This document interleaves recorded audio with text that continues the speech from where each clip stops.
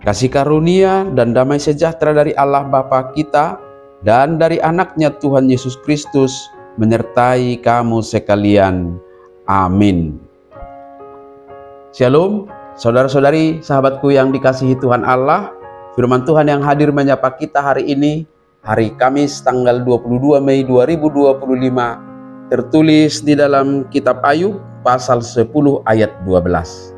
Mari sahabatku, kita simak dan renungkan firman Tuhan yang menjadi kekuatan dan inspirasi untuk menjalani hari ini. Demikian. Hidup dan kasih setia kau karuniakan kepadaku, dan pemeliharaanmu menjaga nyawaku. Nunga di basa-basa onho tuau hangoluan dohot asini roha, jala panatapmu mangaramoti hosakku. Demikian firman Tuhan. Saudara-saudari, sahabatku yang dikasihi Tuhan Yesus Kristus, Nasarian kita ini adalah ungkapan hati Ayub di tengah penderitaannya yang begitu luar biasa. Ia mempertanyakan penderitaannya kepada Tuhan, mengapa itu harus terjadi?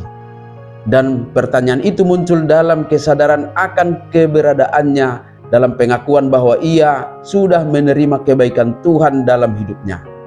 Ayub menyadari bahwa kehidupannya sendiri adalah anugerah, sebuah pemberian cuma-cuma dari Sang Pencipta. Lebih dari sekadar kehidupan fisik, ia juga merasakan kasih setia Tuhan yang menyertainya sejak awal kehidupannya. Bahkan Ayub mengakui bahwa rohnya dipelihara oleh Tuhan, yang menunjukkan kesadarannya akan dimensi spiritual dan ketergantungannya penuh kepada kuasa ilahi. Di tengah badai ujian yang menerpa, Ayub memilih untuk tidak hanya fokus pada rasa sakit dan penderitaan itu. Ia menarik diri sejenak dan merenungkan kembali fondasi kehidupannya, yaitu kasih karunia dan kesetiaan Tuhan yang telah dia alami. Pengakuan ini bukanlah bentuk penyangkalan terhadap penderitaan yang sedang dialaminya, melainkan sebuah jangkar yang menahannya agar tidak hanyut dalam keputusasaan. Ayub memilih untuk mengingat kebaikan Tuhan sebagai sumber kekuatan dan harapan. Sahabatku semua, kehidupan kita di masa kini seringkali diwarnai dengan berbagai tantangan, tekanan, dan bahkan penderitaan. Kita mungkin bergumul dengan masalah pekerjaan, masalah kesehatan, hubungan di dalam keluarga, atau berbagai-bagai kesulitan lainnya. Di tengah situasi yang sulit, kita cenderung fokus pada masalah dan melupakan berkat-berkat yang telah kita terima. Tetapi pengalaman Ayub lewat firman Tuhan hari ini mengajak kita untuk merenungkan kembali anugerah kehidupan yang telah Tuhan berikan bagi kita.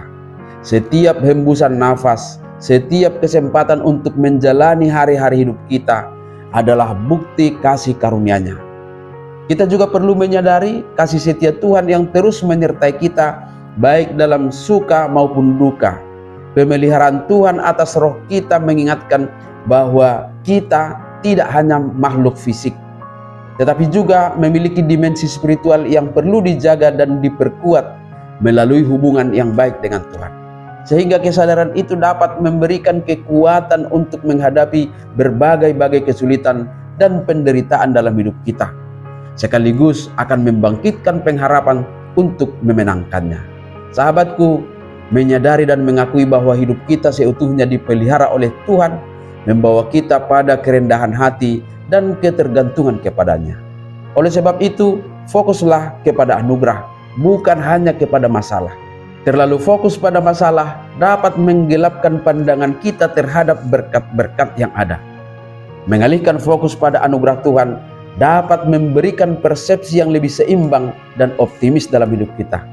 Karena kita percaya bahwa dalam berbagai pergumulan, Tuhan selalu memberikan kasih setia dan menyatakan pemeliharaannya. Amin. Selamat beraktivitas, Tuhan memberkati.